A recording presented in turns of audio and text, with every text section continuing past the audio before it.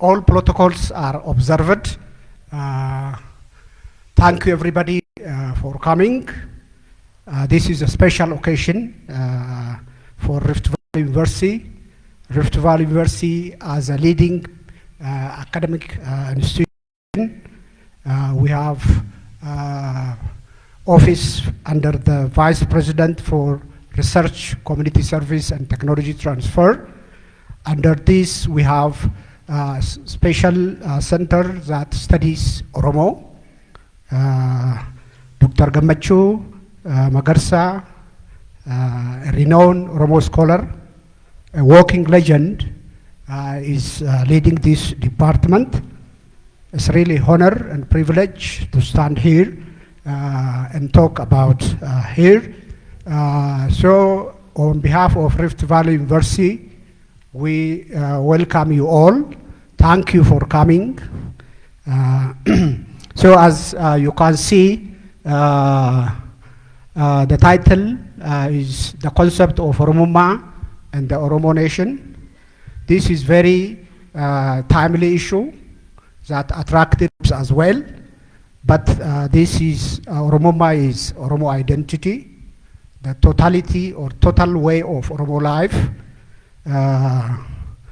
The successive Ethiopian regimes try to suppress this Oromo identity, employing assimilation policies as part of creating homogeneous nation, but that failed. Oromo revived their identity. So Oromummaa is part of such revival where Oromo nationalism is these days stored and trying to assert itself nationally and internationally. So today's paper is part of such effort to address some people who have no positive attitude toward this Oromo. Whether we like it or not, Oromo is the largest ethnic group in the Horn of Africa that borders practically every nation that live in the Horn of Africa. Studying Oromo is studying the Horn of Africa. If you have positive attitude, studying Oromo is studying other Ethiopian, again, beyond the Horn of Africa, because Oromos are living in Kenya and different part of Horn of Africa. So today's paper will deliberate on this. Dr. Gammachu wrote, Being Oromo and Becoming Oromo. So in that book, Dr. Gammachu wrote on Oromummaa. Yesterday I read it again. So I just updated myself on that still relevant issue. Having said this, I will invite Dr. Temasgen Faraja, who is Director for Research and Community Service. Before that, I will switch to Oromo. Falcha afaan Oromootis deebinee afaan Oromootiin jedha. Rift Valley waa'ee Rift Valley Oromootti immoo baay'ee barbaachisaa natti hin fakkaatu. Rift Valley'n bakka Oromoon jiru hunda jira. Rift Valley'n akka barnoota olaanaa tokkootti Vice Presidentii jalatti warra qo'annoo deemsisu jira. Achi jalatti immoo waliigala Oromoo jira. Inni gaa waliigala kana namni dura taa'ee hoogganu Dr. Gammachuudha. Gammachuu waa'ee Dr. Gammachuu Oromootti himuun barbaachisaa natti hin fakkaatu. Facebook irratti hin barreessu ijoolleen. Na biyya alaa hunda nu ergaa waa'ee inni dubbatu dhaga'uu barbaanna jedhanii namni baay'een jira. Gaasis waraabbattaniis erguu dandeessu, karaa adda addaatiin ummata dhaqqabsiisuu dandeessu. Waa'ee Dr. Gammachuu as dhaabbadhee dubbachuu koofisi baay'ee keessa koo baay'ee gammachuu guddaatti natti dhagahama. Dr. Gammachuun karaa hundaan jiruu isaa hunda Oromoodhaa jiraatee amma yeroo qabus akka Oromoodhaa jiraatutti hojjechuutti jira. Kanaafi nu hunda baga dhuftaniis baga dhageessanii gaa Dr. Gammachuu asii miti biyya alaattis akkasuma affeeruutti jiru bakka deemu hundatti waa'ee Oromoo kanarratti waan baay'ee haasa'a. Har'as immoo haasaan kun dhimma inni irra kaasuu irratti nama hunda yaada itti daddaballee gabbisnee waa'ee aadaa keenyaa waa'ee eenyummaa Oromoo kan irratti nama hunda bu'aa buusuu qaba jennee yaannaa. Ankanuma jedhaa wanni gadi hafee yeroo biraas itti deddeebinee waan haasofnuu fi amma carraa kana Dr. Tamasgeen farajaadhaa kennaa. Dr. Tamasgeen galatooma.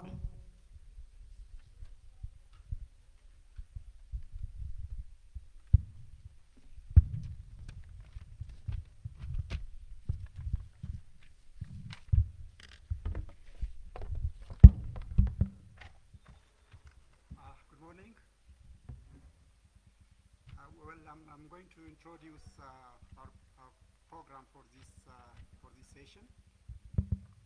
Well, before that, I would like to say a few words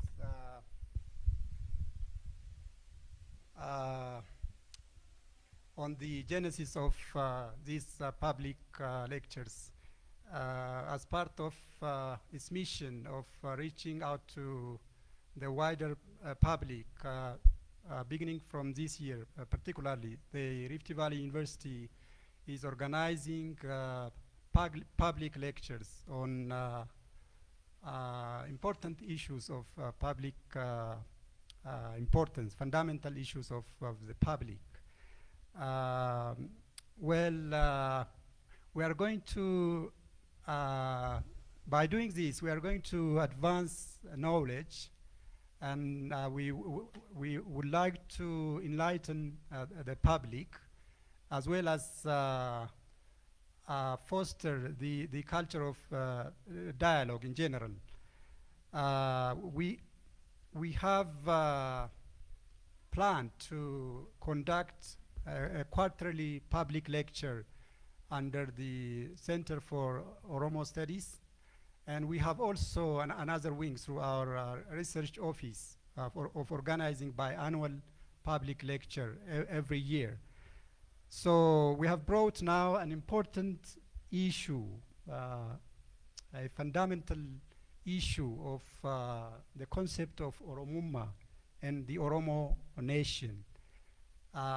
It's not that the concept is new, or that the nationhood of the Oromo is contested, but maybe the concept of Oromummaa is as old as humankind, or maybe as old as the first Oromo, and there is not that contestation on the issue of the nationhood of the Oromo. But recently, as many of you have seen, the issue has re-emerged as something new, particularly in the context of social media as well as mainstream media, of sometimes labeling it as something of a political ideology of domination in the context of the ongoing political dynamics in the country. So we selected this theme to be an important issue of discussion, and we want the public to be enlightened on this important issue. So we brought Dr. Gammachuu Magarsaa. We want to hear from the horse's mouth as the issue of Oromummaa, a prominent scholar of Oromo studies, an Oromo, and so has wrote many books, articles on those issues, has lived successfully, I can say, an embodiment of an Oromo.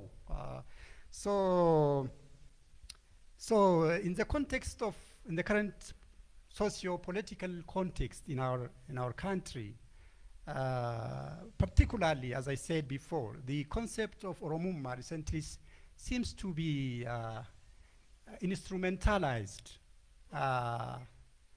So which means so the instrumental conception of identity as used as some political or other achieving those missions.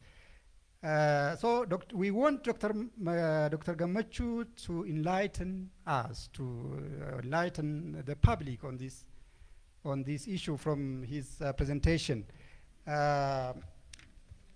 Now let me move to the paper, the program schedule you have already.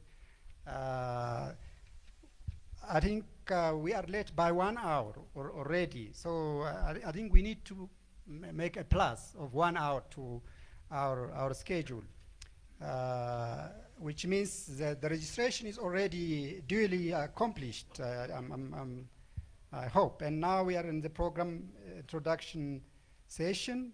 The program introduction session will be followed by the welcoming address by Dr. Sambato Busha, Vice President for Research and Community Services at our university here, which is going to be followed by opening speech by Dr.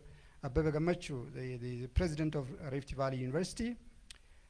And the presentation starts, exactly at around 10:15 by Dr. Gammachu Magarsa, and which will be moderated by the President of our university, Dr. Abebe Gammachu.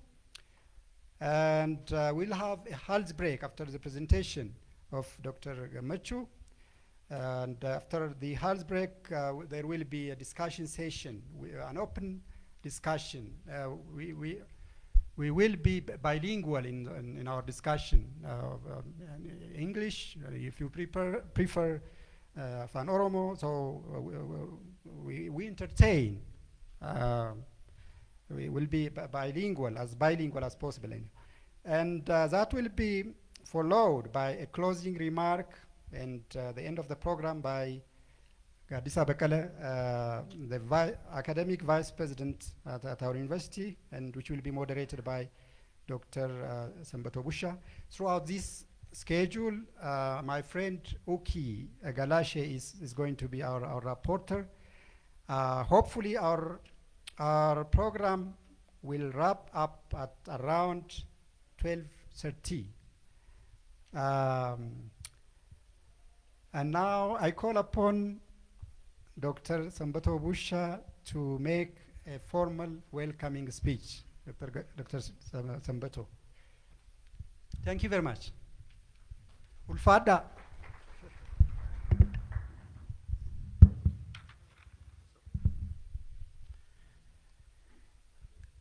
Kabajamtoota keessummoota keenya, keessummaa kabajaa Obbo Zinabo Asrat, Director Chana Institute Qorannoo Oromoo, hooggantoota olaanoo Managementii University Rift Valley, Directorota, ittaantota Directorota, akkanumas hirmattoota qooda fudhattoota waltajjii kana hundaaf duraan dursee hundaa duraa hunduma keessaniin onneerraa lapheerraa baga nagaan dhuftan isiniin jechaa nagaa koo kabajaa isinii dhiyeessuu fedha. Waltajjiin kun waltajjii marii addaati. Kan adda isa taasisu mata duree waltajjichaa yookaan foorumii kanaati. Innis yaadrimee waa'ee Oromummaa fi saba Oromoo, the concept of Oromummaa and Oromo nation kan jedhudha. Kanaaf egaa afaan hojii universitichaa, the communication media of the university is well known, English, Ingiliffaadha. Haa ta'u malee mata duree maree keessatti afaan Oromootiin mari'achuun ni mala jedheeni ni ta'a jedheeni amana. Ta'ullee tarii kanneen afaan dhibus ta'e yaada isaanii bal'inaan ibsachuun kanatu naa mala kan jedhan immoo akkuma fedhaaf akkuma isaanii mijaayetti afaan Ingiliffaanis afaan Oromoonis waluma keessa mari'achuun ni danda'ama. Egaa akka seensaatti eddiin kana jedhe, in the first place, I would like to say boldly, welcome to all of you to participate on this unique of this kind public forum on the concept of Oromummaa and Oromo nation, which is to be presented by the well-known Oromo scholar, Dr. Gammachu Magarsa. Also, my thanks and appreciation for your presence as response to Rift Valley University's call for participation on this event, on this public lecture.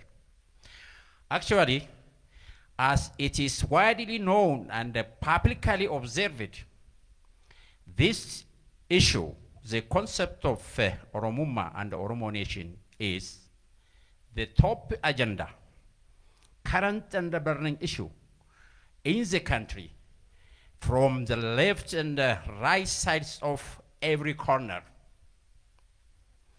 It is highly focused issue, highly targeted issue, so it deserves to be discussed, well known and aware about it. So it is timely issue, currently topic, academically to be discussed,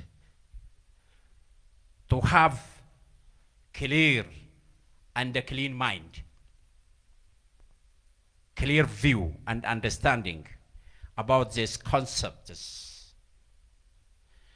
It is the demand of the time, particularly for the Oromo nation, to have clear and a clean mind and view and a firm unitary stand about what is going on the ground with regarding these concepts and the Oromo people as a whole.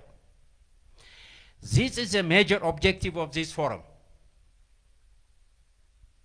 Means to create clear understanding, clear mind, clear and a firm stand and a uniformity on the concepts, since on the common cause of Oromo, or Oromummaa and Oromo nation, firm unity,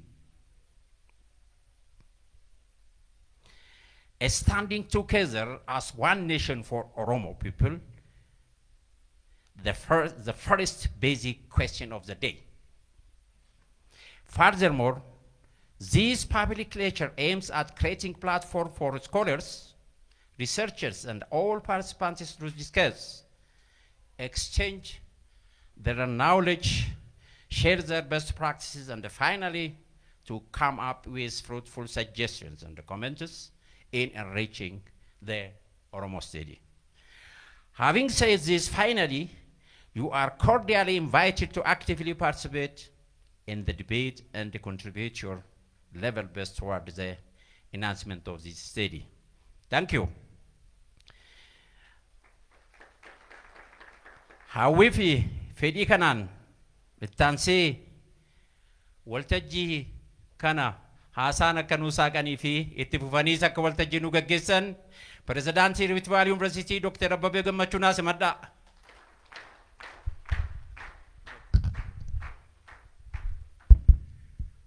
Hundaan dursee keessummooti keenya magaalaa Shaggariif magaalaa Finfinnee biiroo garaagaraallaa qaama garaagaraa bakka bu'uudhaan yookiis Oromoo bakka bu'uudhaan yookiin immoo ofiima keessan bakka bu'uudhaan ganama kana waltajjii giddugalli qorannoo Oromoo Yuunivarsiitii Rift Valley qopheesse irratti argamu keessaniif maqaa kootiif maqaa bulchiinsa Yuunivarsiitii Rift Valley'n baga nagaan dhuftaniin jedha. Kabajamoo obbo Zinaabu Asraat, Daayirektara itti aanaa giddugala qorannoof qo'annoo Oromoo, akkasumas keessummooti keenya bakka garaa garaatii dhuftan yeroo jalqabaaf warri nu wajjin hirmaachuu dhuftan baga nagaan dhuftan jechaa yaada gabaabaa isinii kenneen kallattiidhaan gara dhimma keenyaatti ceena. Akkuma beektan Yuunivarsiitiin Rift Valley hojii baruu barsiisuu, hojii qorannoof qo'annoof akkasumas hojii kenniinsa tajaajila hawaasaa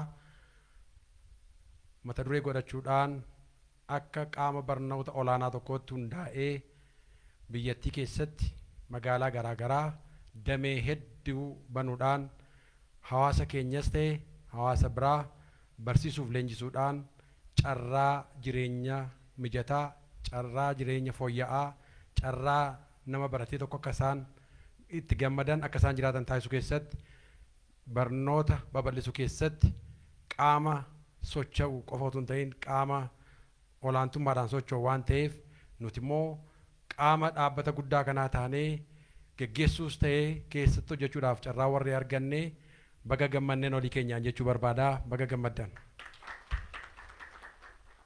Dabalataan Yuunivarsiitii Rift Valley waggoottan 5 dura yaada rimee abbaa qabeenyaa obbo Dinquu Dayyaasaa irraa maddeen giddugala qorannoo Oromoo hundeessuudhaan hojiitti akka galamu carraaqqiin godhamaa ture. Haala yaadameef akka yaadametti socho'uu dadhabullee waggoottan muraasa asitti bifa bareedaa ta'een dhimma Oromoo, duudhaa Oromoo, aadaa Oromoo, dinagdee Oromoo, siyaasa Oromoof wantoota Oromoo ilaallatan hundumaa irratti qorannoo gaggeessuudhaaf wanta Oromoon beekuu qabu Oromoo beeksisuu, wanta qaamni Oromoon taane beekuus malu sadarkaa inni hubachuu qabutti hubachisuudhaaf bifa saayinsaawaa ta'een qaacessee hojiitti galee akkuma sila tuqame yeroo garaa garaatti mata duree garaa garaa kaasee dhimma Oromoo irratti waltajjii kana fakkaattu qopheessaa jira waan ta'eef isa kanaat keessatti geggeessaan giddugala qorannoo Oromoo Dr. Gammachuu Magarsaa baga gammaddan baga umurii qabaattan baga isin argannee isin jenna. It's a pleasure and an honor to be part and parcel of this giant university which has been devoting itself, its budget, its mind, its intellect and its power towards the development of Oromo causes. As we all understand, Rift Valley University has been delivering education at tertiary level to people of divergent background.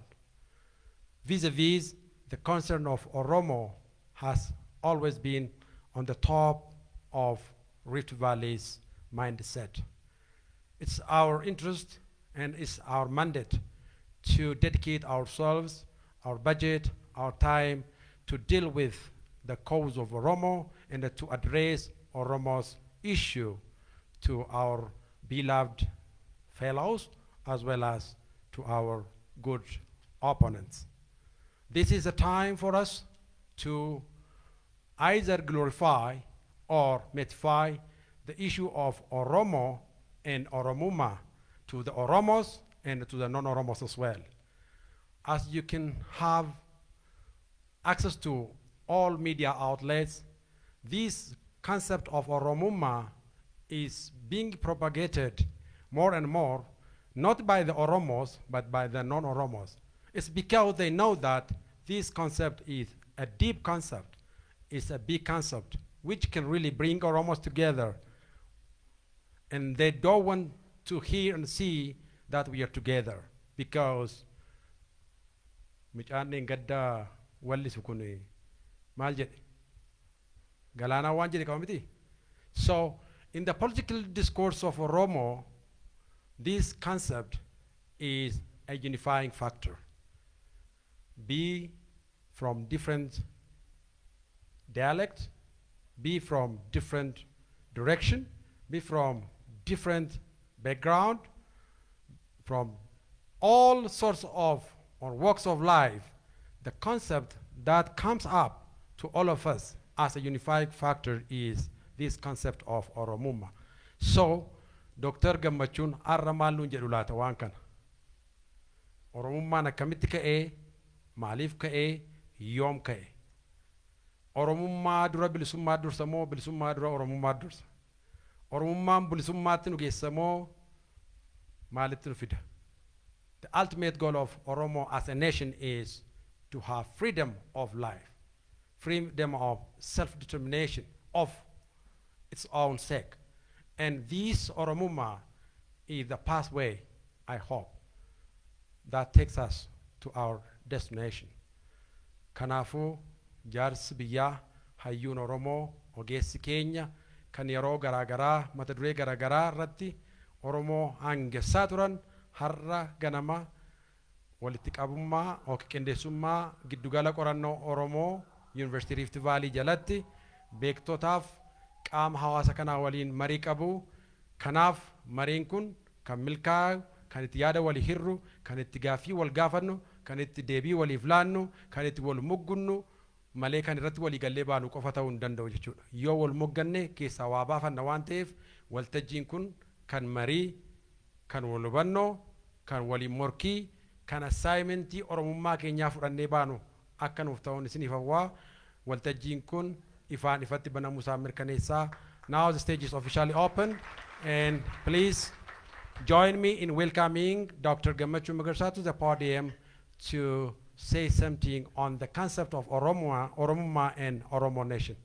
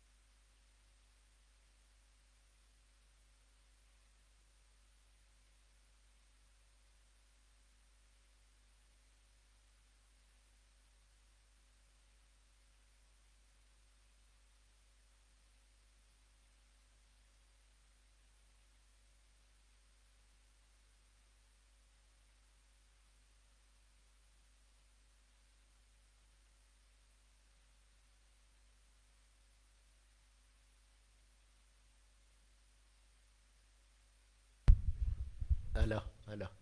Yeah. Utuu dubbii keenyatti hin seenini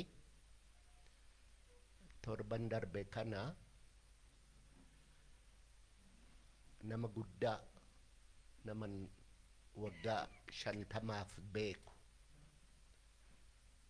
nama wallaansoo Oromoo keessatti dulloometu dhiyoo kana du'e. Namichi kuni Haji Biiftuu jedhama. Gosaan warra Asallaati. Adaraa al tokko nama kana yaadachuudhaafi kaanee ijaajjinee daqiiqaa tokkoof Waaqayyo lubbuu isaa lafa qabbanaa akka kaa'uu fi Waaqa kadhannaaf.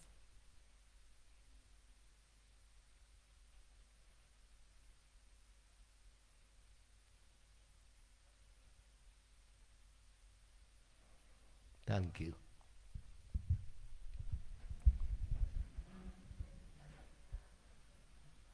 Yeah. Waan Oromoon jedhu yaa nama har'aa kan du'en kaafattu kan jiru waan gaafattu yaa gowwaa sib durri bowwaa. Yaa gowwaa si durri bowwaa. Warra du'e kaafachuu hin dandeenye, warra jiru beekaa waa gaafachuu hin dandeenye ofiin balbala ofitti cufee taa'aa jechaadha. Qabsoon bilisummaa warra du'eef warra jirutu wajjin qabsaawa. Warra du'e du'aa kaafachuu.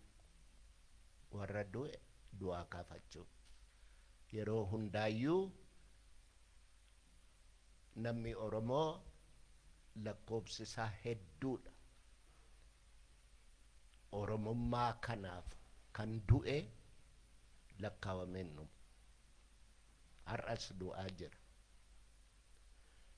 Warra du'e kana yoo yaadannu ta'e, warra du'e kana du'aan kaafannu yoo ta'e abdiin qabu.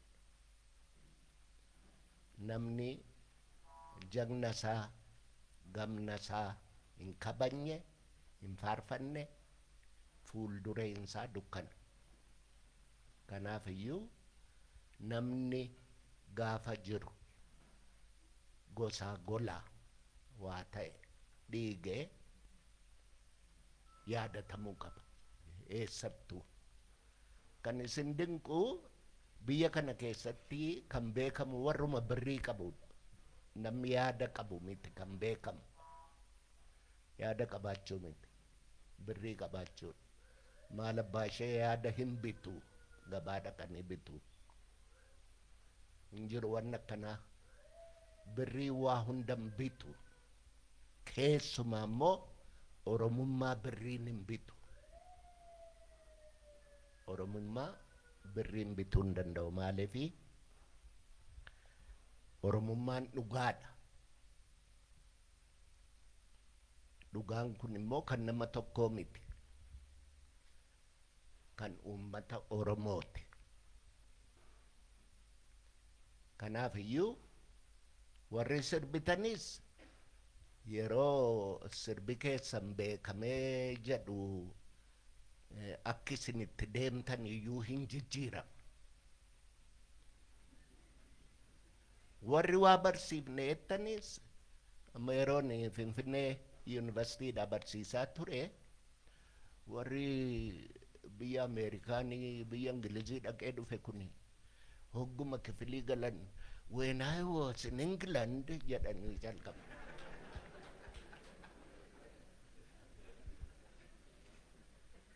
Yaa sareedha dhiqaa ture when he was in England. Na waan guddaa biyya faranjii dhaqu galuun beekaa naman taasisu. Beekaa kan nama taasisu. Beekumsi eessaa argama? Aadaa keessaa argama. Beekumsi Oromoo eessaa argama? Aadaa Oromoo keessaa argama. Argaa dhageettii Oromoo keessaa argama. Oromoo baay'eetu barate. Amma si'ana Profeesarii iyyuu lakkoofsi isaanii xinnoo nama dhibuutti ka'eera. Doktoriin, ani iyyuu doktoriidha. Garuu Oromoon amma warri ekspertii ta'anii, doktorii ta'anii biyya Afrikaa irra deemanii rakkoo Afrikaa hiikuu danda'an illee baay'ee qabna. Maal warri akkana ala deemee rakkoo ormaayyuu hiikuu danda'u kuni akkamitti rakkoo Oromoo hiikuu dadhabe? Yoo jettanii waan inni rakkoo Oromoo hiikuu dadhabeef waa tokko. Wanni tokko sun maali? Seenaa Oromoon beeku. Argaa dhageettii Oromoon qabu. Tarrabaa dhukkisuun maal akka ta'e hin beeku. Dhawaa dhibaayyuun maal akka ta'e, soqaa safaqi maal akka ta'e hin beeku. Hin beeku. Oromoodha ofiin jedhamu. Oromoon beekumsa. Oromoon akka itti yaadanidha. Of course Oromoodhaan dhiigisiin jira. Dhiigisiin jira. Garuu dhiigisa duraa miti.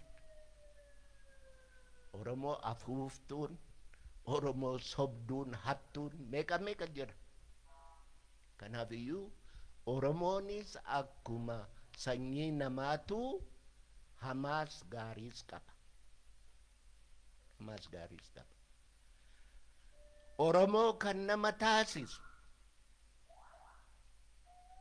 beekumsa isaa sana qabaachuudha. Akka eenyu Dr. Sambatoon jedhetti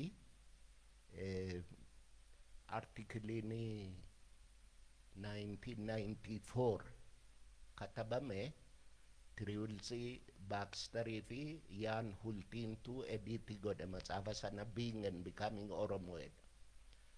Inna dinqaa har'a waggaa 35 booddee kottu waa'ee Oromummaa nutti himii jettanii na waamtanii warri kun rafaa ba'e moo waggaa 30 kana artikelii kana hin argine moo yookiin immoo yeroo ittiin nagadantu amma moo hin mi'aaye moo gatii baasuutti ka'e moo Oromummaan kuni gaaffii baay'ee namatti kaasa. Artikiliin sun taayitiliin isaa Tradition, Consciousness and Identity jedha. Maal jechaadha? Tradition jechuun waan Oromoon dhalaa dhalatti dabarsaa aadaasaa, gadaasaa, seenaasaa, argaa dhageettiisaa, waan hayyuu, waan wayyuu, waan tarrabbaa, waan dhukkisuu, waan dhawaa, waan dhibaayyuu, waan soqaa, waan safaqaa, waan inni dabarsaa, walitti dabarsaa asiin ga'e kana beekuu jechuudha. Wanni Oromummaan irra ijaajjitu traditionii Oromoo kana. Oral tradition jedha faranjiin. Oral tradition jechuun nama Itoophiyaa keessatti maal caaffattee qabda ree? Yoo soba caafanii dhugaa ta'a. Yoo caafamuu baate immoo dhugaan soba ta'a. Rakkoon Itoophiyaa soba. Maqaan Itoophiyaa jedhu kun maqaa Girikiiti. Maqaa Girikiiti. Nuyi Girikii miti abadan. Lakini nuyi Itoophiyaa miti Habashaa jedhamna. Maqaan Habashaa jedhu kun afaan Arabaati. Nuyi Araba miti. We are Africans. Nuyi ummata gurraacha. Nuyi ilmaan waaqa gurraachaati. Kanaaf iyyuu waan hin qabneen hin dhaadatinaa. Isa qabdan immoo otoo hin rifatin, otoo irraa hin qaaneffatin himachuu danda'uu qabdu. Maal akka taatan. Tradition jechuun waan baay'eetu woordii tradition jedhu kana keessa jira. Argaa dhageettiin traditionii kana keessa jira. Yoo namni dhukkubsate qoricha kan barbaadanii fi baala mukaatii fi hidda mukaarraa barbaadanii beekumsi sun traditionii kana keessa jira. Cirreessa jedhama. Beekumsa. Nama beekutu waa ijaara. Waldhaalumni waa tokkon ijaaru. Waa diiga malee waan ijaaru. Itoophiyaan biyya waldhaaluma irratti ijaaramteedha. Kan baay'ee isin dinquu waan hin jirre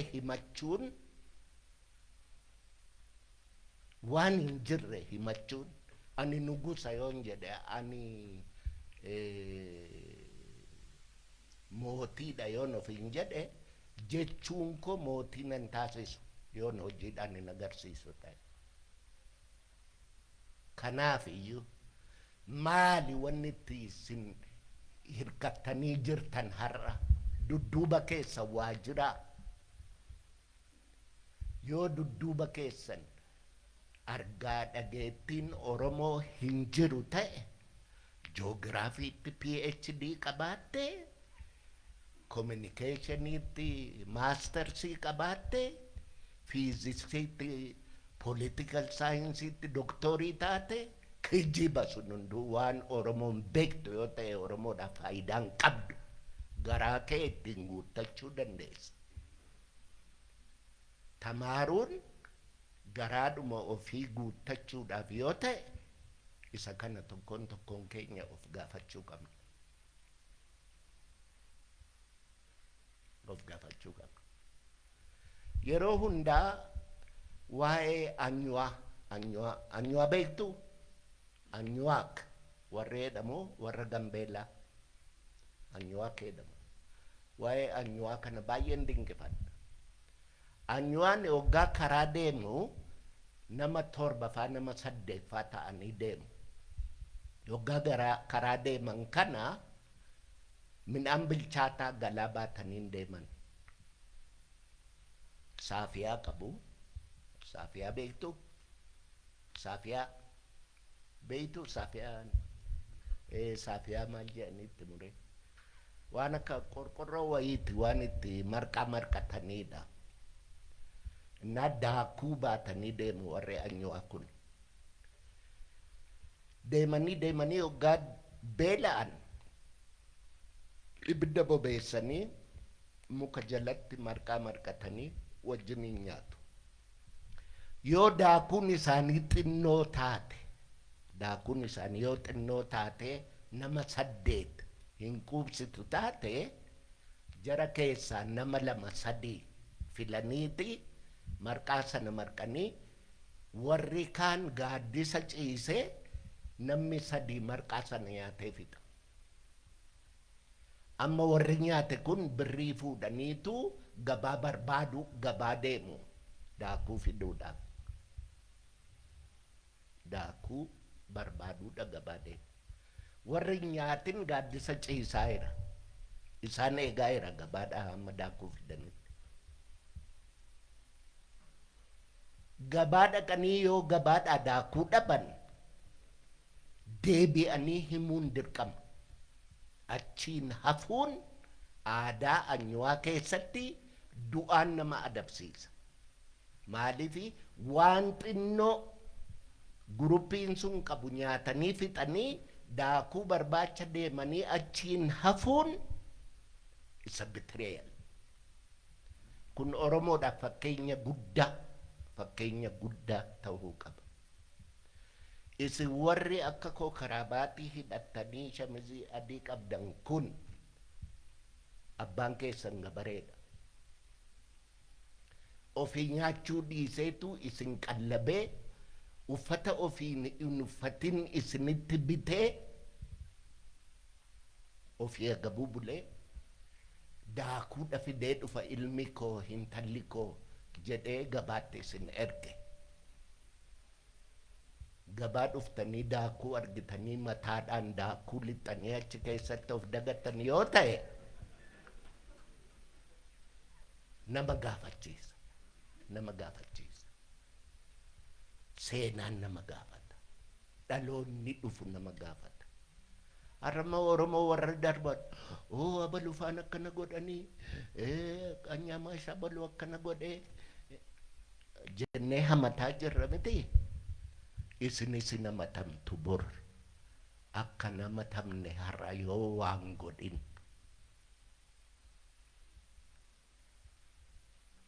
Namni biyya lafaa kana wanni dhufuu fi gaafa deebitanii deemtan du'igaa namni waan hafu miti.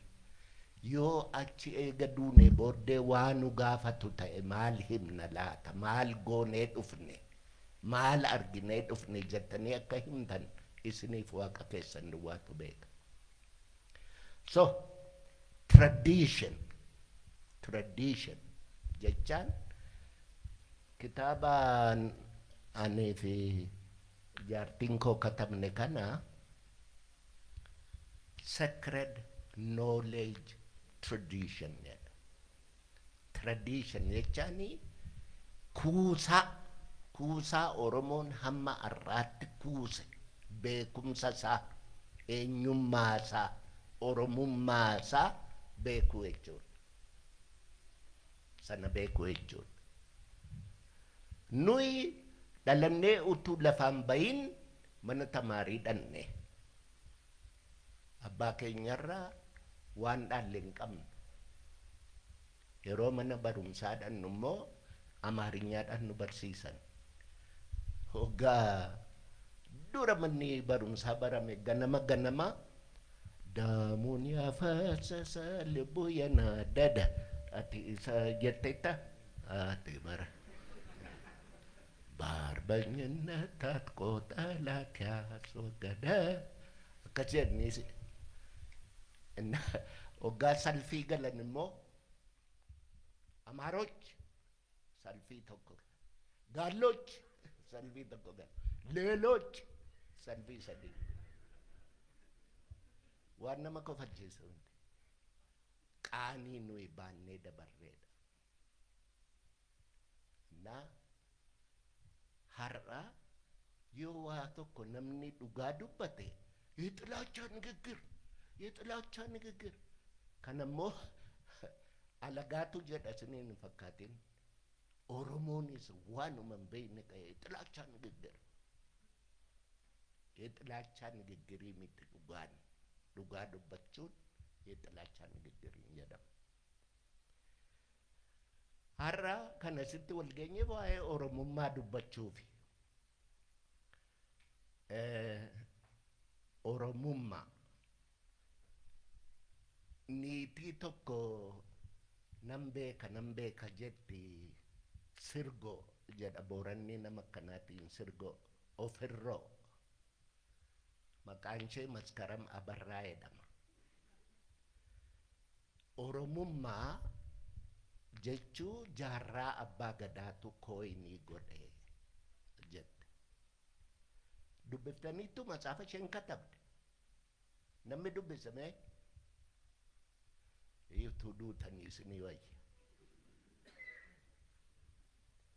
እና ኦሮሞማ ይቻኒ ኦሮሞ ዳፊ ኡማ እትወልት ደበለሜ ኡማን አፋን አረባት ማሊፊ ኦሮሞኒ ወሪ ኦሮሞ ዳፍ ወላንሶ ቀቡኩኒ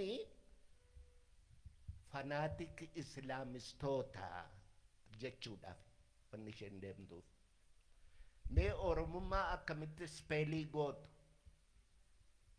namni beeku ispeelingii oromummaa naa jedhi mee namni beeku jira namni beeku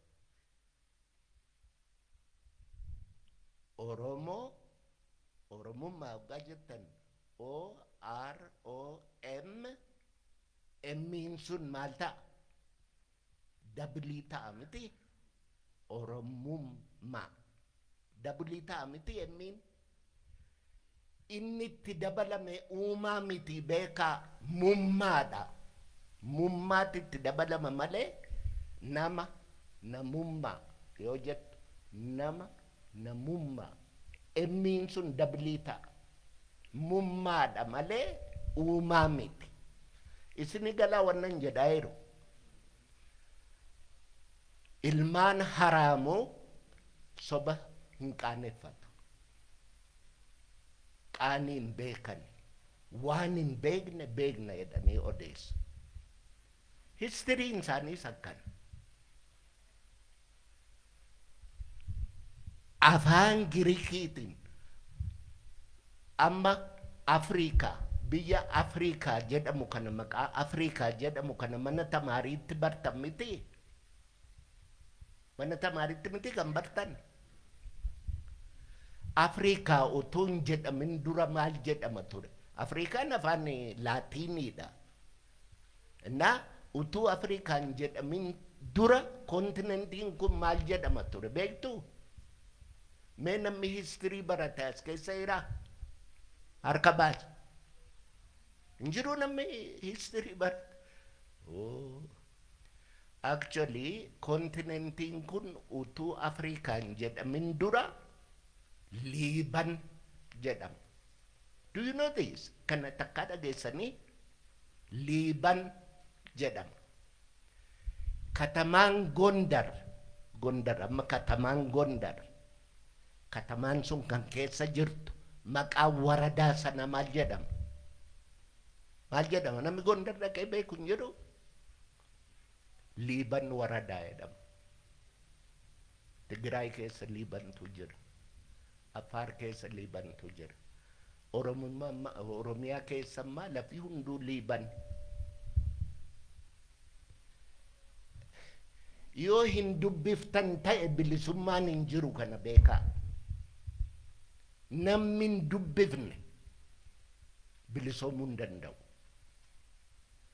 Amma bara yuutiyuubii kana matsaafayyuu irraanfateera namni katabuudhaaf dubbisuu hin dandeenye bilisoomuu hin danda'u. Kana goba qabaadhaa. Dubbisuu jechuun dabtarii nootbuukii astamaariin nama barsiise dubbisuu duwwaa miti.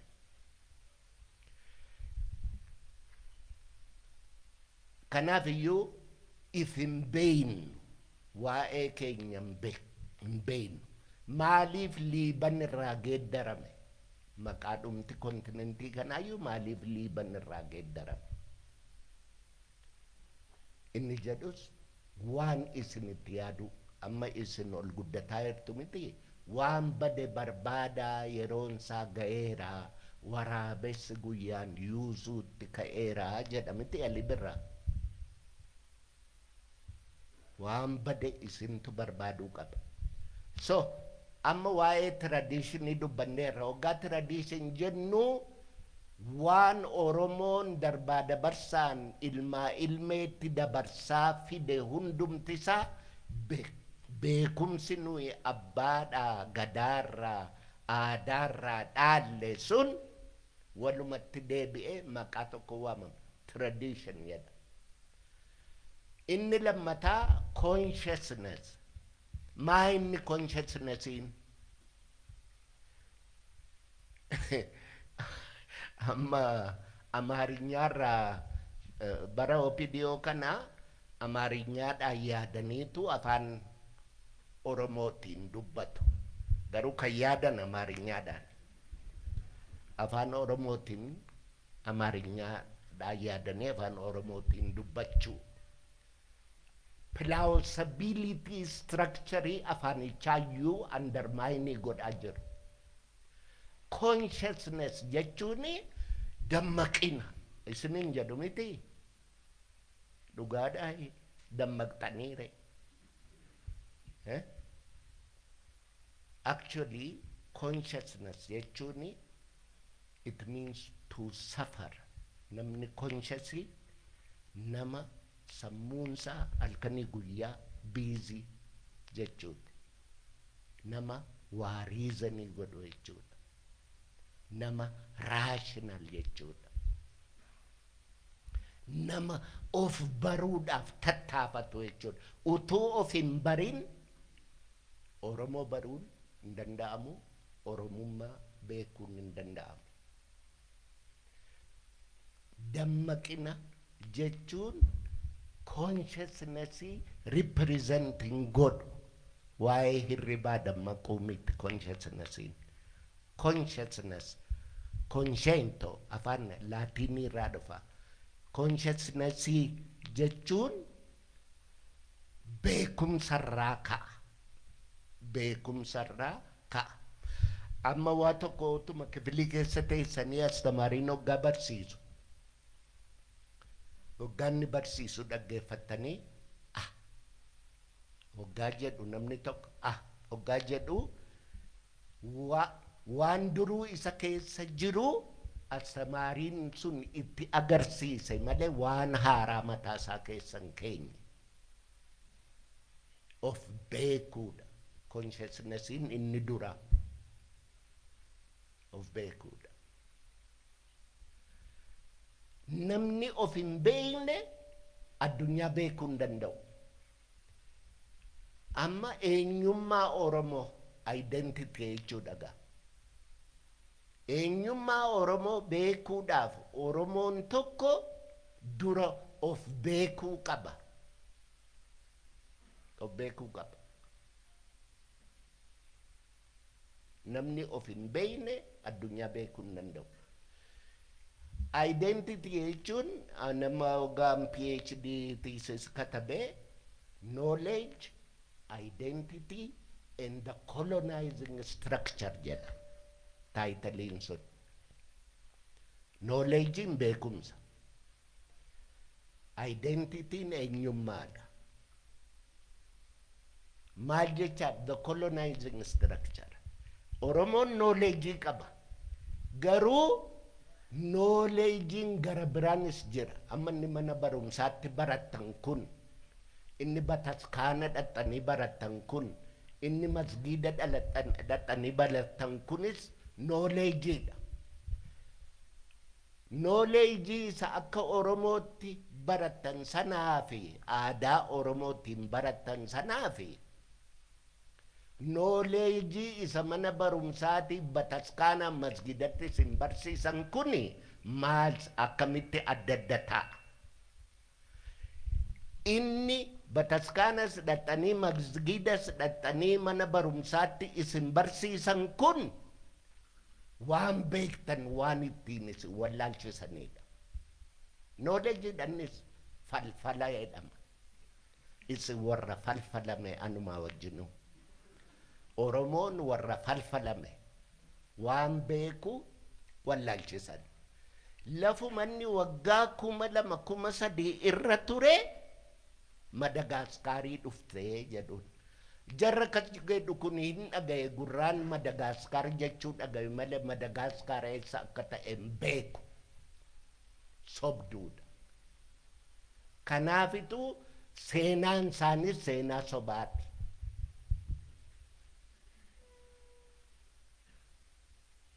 Yeroo dubbatan hareeda dheeraa qabu maa eenyunni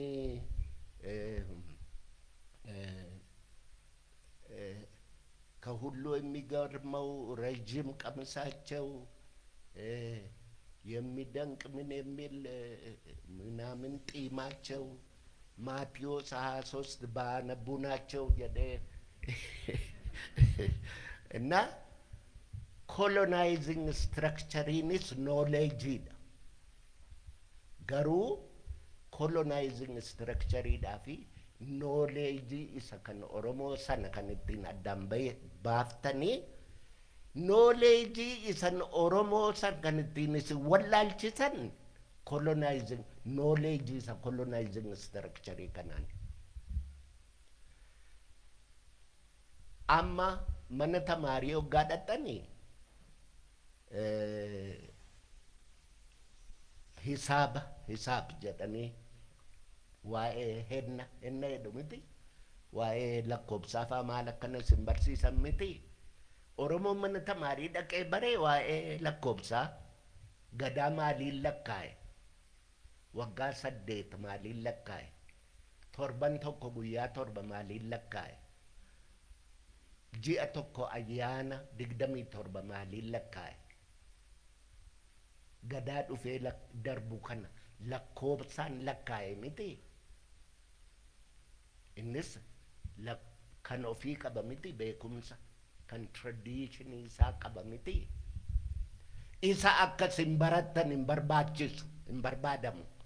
Yoo sana beektan immoo yoo of beektu yoo of beektan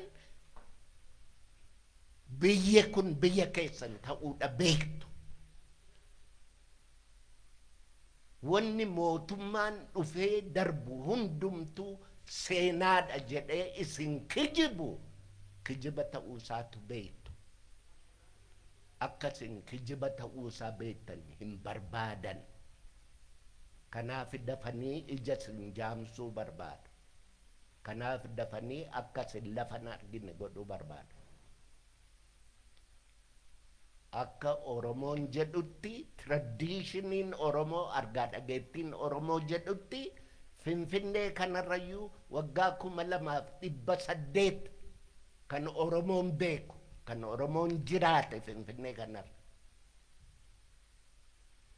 Baay'een keenya waanuma seenaa Itoophiyaatti jedhanii mana barumsaatti nutti himan malee abbaa keenya illee gallee mee maal beeytaa jennee waan gaafanne. Maaliif inni wallaalaadha kaa wallaalaadha homaan beeku gaallaadha. Na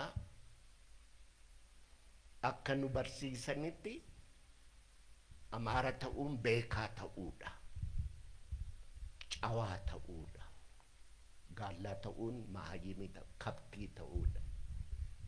Kuni sobi kun immoo biyyan ijaaru. biyyi sobaan hin ijaaramu. Biyyi dhugaarratti ijaaramu. Sobi negatiiviidha. Rakkoon Oromoo Itoophiyaadha. Rakkoon Itoophiyaa Oromoodha. Jedhee yeroo baay'ee dubbadheera. Wannan kana jedhuuf akkasumaaf miti. Itoophiyaan waanuma sobaa uumani. Maqaa Girikiiti. Amma moo lakkee Girikii miti Amaarinyaadha jechuutti ka'aniiru. Eenyunni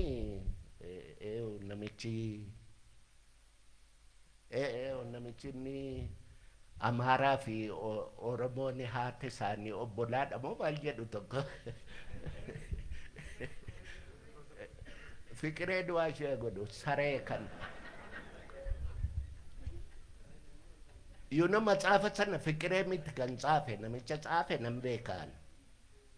Garuu yeroo hunduma jarri sobduun kun hudduu lama qabu. Hudduu tokko mana isaaniitti ittiin dhuunfatu. Hudduu isa pablikitti ittiin dhuunfan Oromoo irraa kiraayii fudhatu. Warra akka fikiree irraa. Waanuma hin jirre waanuma mee fikiris kan maqaabirii namni dubbiftan harka baasaa. Maaluma dubbiftani waaquma isinoo baddaniittu. Fikiris kan maqaabirii keessa guduu kaasaa namicha jedhamu beektaa? Beektu miti? Guduu kaasaa nama dhalatee fooniif lafeedhaan lafa kanarra jiraate moo yaada? Yaada.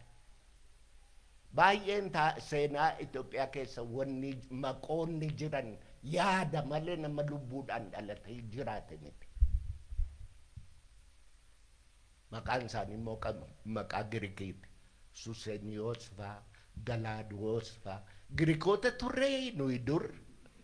Na waanuma nama dinquudha. Kanaaf iyyuu wanni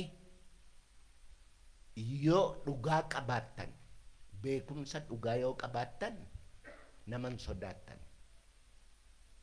Dhugaa dubbachuun immoo biyyaaf tola. Aadaadhaaf tola. Soba dubbachuun biyya balleessa. Akka kunoo isaantu balleessa. Oromummaa na'u. Oromummaa na'u. Isini mootummaa nama jiru kun Oromummaa na'u. Mootummaa nama jiru kun Oromummaa maalitti beeka? Mana tamaarii isa kamitti Oromummaa barate? Innaa waanuma ittiin Oromoo hadheessan. Waanuma ittiin Oromoo xureessan barbaadu jarri kun. Oromummaan actually Oromoo ta'uu wanni guddaan immoo achi keessa consciousness kan jennu kun afaan Oromooti. By the way, afaanni Oromoo expressioni Oromoo consciousnessiti. Expressioni beekumsa Oromooti. Itoophiyaan afaan Oromoo balleessuudhaaf wanni isheen hin godhin hin jiru. In fact, Ethiopia is a project. Akka afaaniitti, akka aadaatti, akka seenaatti Oromoo akka uummataatti dhabamsiisuudhaaf projectiin ittiin hojjetaa turan Itoophiyaa jedhama. Kun beekamuu qaba. Kun waan dhugaa walitti himan ta'uu qaba. Maaliifi sobarratti biyyi ni ijaaramu, sobaan ni ijaaramu biyyi. Sobi negatiiviidha. Sobi hin diiga malee hin ijaaru. Kan biyya ijaaru dhugaadha. Amma Amaara hoggaa jedhan. Amaarri ni hamaan Oromoo Amaara ta'edha. Amaara sa hama qushaasha. Qushaasha. Sinitti nima. Kota waara haanaa awwaara karaadhaa hundee botoroodhaa. Kota Amaara taana Amaara shawaadhaa hundeen Oromoodhaa jedhanii sin. Kanaaf iyyuu Amaara hoggaa jettan gosa tokko miti. Ani in fact Amaara jedhanii hin beeku. Araadaa. Araadaadha maqaan isaanii. Araadaa. Araadaa jechaan nama safuu hin qabne, guddis badii hattuu sobduu jechuudha araadaa jechuun akkasii jechuudha. Araadummaadhaan biyyi kun ce'uu hin danda'u. Biyyi kun dhugaadhaan ce'uu danda'a. Dhugaan kun immoo seenaa keessa jira. Argaa dhageettii keessa jira. Argaa dhageettii Oromoo keessa jira. Argaa dhageettii Oromoo yoo ilaaltan tokko waan amma kitaaba kanan argitu miti. Faranjiin tokko dubbiseeti kitaaba kana. Meerree Amaarii yoo as keessa hin jiru naan jedhe. Amaara jechuun mooderni jechuudha bara. Anaaf isin Amaara jechuun mana tamaarii Haile Sillaaseen modern education jedhee bane kana. Hundumti keenya bara kan mana tamaarii dhandheef Amaara ta'uudhaafi. Nan sobee akkasittiin nu barsiisan. Amma immoo gosa taasisan. Hin jiru amma biyya Amaaraa Gojaamiinis Gondariinis waggaa torba saantima kootti baasee itti deddeebi'ee jaarrolee isaanii dubbiseera. Uummanni akkanaan jiru uummata qulqulluu, uummata garaa laafu. Amma yoo laaltanii inni kan faannoo'edha, inni kan xooraayiliidha, inni kan maalii jedha. Waa'eedhuma waraanaa malee wanni haasa'anii jiru. Sirba isaaniis yoo dhaggeeffattan kan Gojaam isiniin jedhaan jiru kan araadaan isinitti maayira. Amma isaan biratti addaracha araadaa isaanis sirba miti. By the way araadaa jechuun kunis afaan Oromooti beektu miti. Araada jechuudha. Lafa suusiitti ba'an. Suusii ba'uudhaaf duri amma lafa bataskaanni Goorgisiitti ijaarame kana achi jalatti tamboo gurguruu, soogidda gurguruu, maal gurguruu achi dhaqeetu lafa araada abaluu eessa dhaqee araada ba'uu dhaqee jedhu. Araada ba'uu dhaqe. Achirraa booddee majem calqabatti poolisiin Itoophiyaa keessatti dhaabbate የአራዳ ዘበኛ jedhama. Araadaan hattuudha, cabarbaariidha. Isaan eeguudhaaf poolisii uuman zabanya. Warra cabarbaarii kana warra eeguu Minilik የአራዳ zabanyaa uume. Isumatu deeme poolis saraawit maaloo waan jedhan kana ta'e. Lammaffaa dhukkubi biyya kana jiru yeroo hunduma waggaa 3 himu. Waggaa 3 akkas goone abbaatoochaachin akkas godhanii. Gaafa Haile Sillaaseen bu'e siltaanarraa 1974 akka Awurooppaatti biyya kana keessa namni xaafuuf nabbabuu beeku 100 keessaa nama 7. Waggaa 3 garuu fidala qabu. Naman dinquu.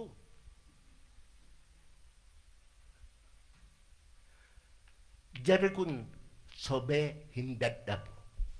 Biyyi kun it's a very very young country. Kaleessa 1974 biyya kana keessa namni xaafuuf nabbabuu beeku 7% ture. Amma yoo gara booddeetti deemne bara Minilik yoo dhanne immoo nama meeqa ta'a laata? 2% faa ta'a. Yoo bara nugusa isaanii gara booddeetti lakkoofne gaa namumti xaafuuf nabbabuu beekuu hin jiru jechaadha. Kanaaf iyyuu wanni isaan isin barsiisan soba. Sobaan biyyi ni ijaaramu hin diigama malee. Consciousness jechuun gaafa kana hubatte of barte jechaadha. Gaafa of barte Oromummaan maal akka ta'e beekte jechaadha. Kanaaf iyyuu Oromoon har'a jiru kun doktoroonni keenya, profeesaroonni keenya kun kan biyya ormaattiyyuu ergamanii rakkoo biyya ormaayyuu hiikan kun akkamitti rakkoo Oromoo hiikuu dadhabanii yoggaa jennu argaa dhageettii Oromootu hin beekan. Of hin beeku jechaadha. Of hin beeku jechaan maal jechaadha? Nama du'e jechaadha bar. Of hin beeku namichi kun of hin beeku. Of beeka of hin beeku. Rafaayeera jechaadha bar namni rafeef namni du'e. Hirribi bar du'uma xinnoodha miti. Hirriba du'aa kanarraa gaafa kaatan Oromummaan maal akka ta'e bartuu jechaadha. Afaan Oromoo beekuun argaa dhageettii Oromoo beekuun dhawaaf dhibaayyuusaa tarrabbaa dhukkisuusaa soqaasaa faqasaa buusaa gonofoosaa gadaasaa aadaasaa otoon beekin akkamitti waa'ee Oromummaa dubbachuun danda'ama. Rakkoon keessanii hoggaa mana barumsaa dhaqxanii isa kana namni isin barsiisu hin jiru. Kan isin barsiisanii waa'ee Atsee Lubbuna Dingil, Atsee Galaadoos, Atsee Suusiniyoos. Kun hunduu maqaa Giriikiiti by the way. Bataskaana Finfinnee keessa jiru kana hin dubbiftani malee utuu dubbiftani dhibba keessa 80 Giriikiitu. Do you know this? Giriikiitu ijaare. Amma wanni sagaduma isaanii keessallee afaan Giriikiidha. Garuu yoo maali kun afaan maaliiti jette Gi'iziidha siin. Gi'iziin maayini afaan du'etu jira siin silba afaan ni du'e hin jiru. Gi'iziin afaan Tigireedha. Afaan Tigireen irra dubbatu kun Gi'iziidha. Afaan Oromoo waggaa 200 dura dubbatamuu fi afaan Oromoo hin har'a dubbatamu adda adda.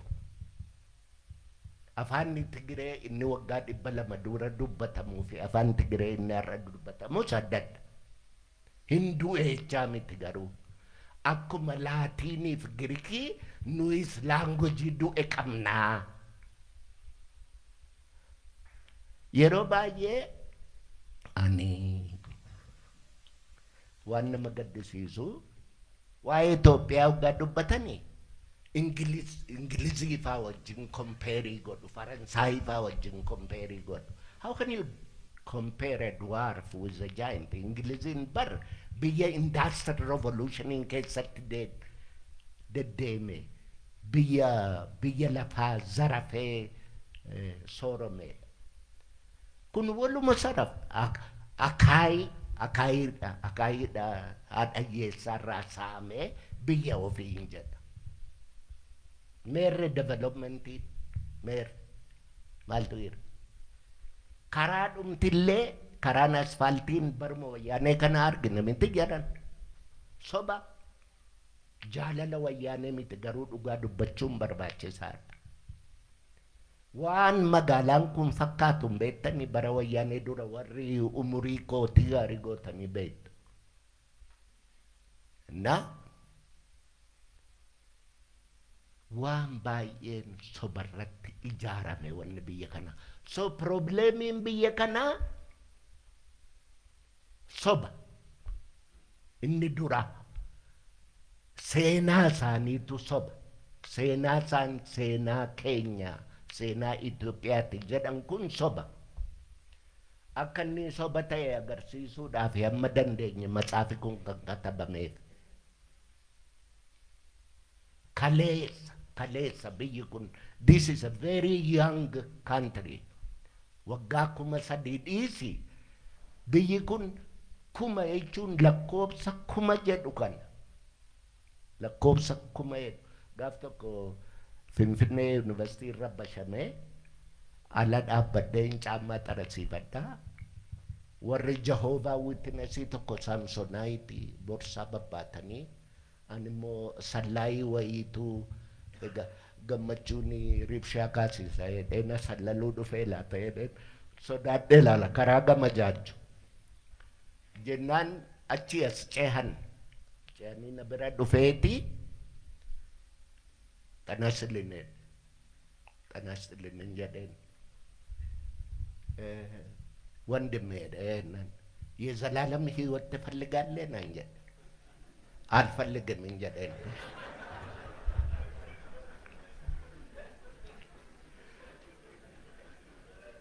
ቦርሳት ባቴ ደማ ዘላለም ህይወት ሐራሙ ደኩን እንምል ኦሮሞን ፈረንጂን ስንትን ፍኔ አማሪ ስንትን ፍኔ ዋቃ ዱሩመ በይና ዋቃ we are Oromo because we believe in Waka. Kan Oromo nu taasisu inni wanni guddaan warra Waaqatti bulu ta'uu keenya isa kan Oromo nu taasisu. Ammanni kan keenya kuni yoo garanatti biyya Ameerikaanii keessa waldaan kiristaanaa torbanitti waldaa afur on the average amantii afurtu invented ta biyya Ameerikaanii torbanitti almost one religion every day jechaadha bar torbanitti amantii afur uumu maqaa itti baafatanii inni kun የሙሴ በትር jedha inni kun the scepter የያዕቆብ መሰላል jedha inni kun kan ንጹህ ምንጭ jedha inni kun አለቱ ድንጋይ jedha wa kuni waa'ee waaqaa miti waan itti waa shaqqalanidha soba dhiyoo kana nama wajji wallolle nama fira koo jabaa tokko wajji wallolle Dr. Sambatoo jedhama Afu. Anyway, amma maskaram kan ishiin Oromummaa jechuun Oromoof uumaadha jettu sun soba quba qabaadha. Maaliifi seefiksiin Oromootti dabalamu uumaa miti mummaadha. Oromummaa. Nama mummaadha malee uumaa miti. Garuu kana maskaramitti himuun hin danda'amaa. Gurruma ittiin dhageessu yoo qabdi waaqatotti mul'isaa isaaniin. Waa'ee Oromummaa kana kan katabe keessaa tokko immoo Asaffaa Jaalataati. Asaffaa Jaalataas eeguma an waa'ee Oromummaa katabe booddeedhatu katabe. Katabee jennaan warri publish godhu aniisaatti ergan review godhii jedhanii jaartii gotti ergan. Isheen ilaalteeti maal waraqati kunoo kanaan dura publish ta'eera. Nama ijoollee high schooliitu qalbiif akkana godhata malee waraqanni kun already publishedidha. Wanni Asaffaan balleesse tokko Oromummaani ideoloojiidha jedhe. Kana ani sarraan eeguun ture. Oromummaan ideoloojii miti. Ideoloojii jechaan maal jechaadha beektu? Ideoloojii jechaan walakkaa soba walakkaa dhugaa walitti dabalanii haasa'uu jechuudha. Ideoloojii jechuun hiikaan isaa kanuma gabaabaatti. Kanaafi ani isa kana Asaffaan jedhu sanas hin fudhadhu jechuudha. Har'a immoo mootummaa amma jiru kanaan matsaafa isa being and becoming Ethio 360 irratti matsaaficha akkanatti agarsiisaniitu Oromummaa mangisti jedhu. Abiyyi ጠቅላይ ሚኒስትር Abiyyi dheengadda waggaa 5 hin guunne eega siltaanatti dhufe matsaafi sun 1994dha kan inni katabame. jarri kun hammam akka isheen sobduu taate isin agarsiisa.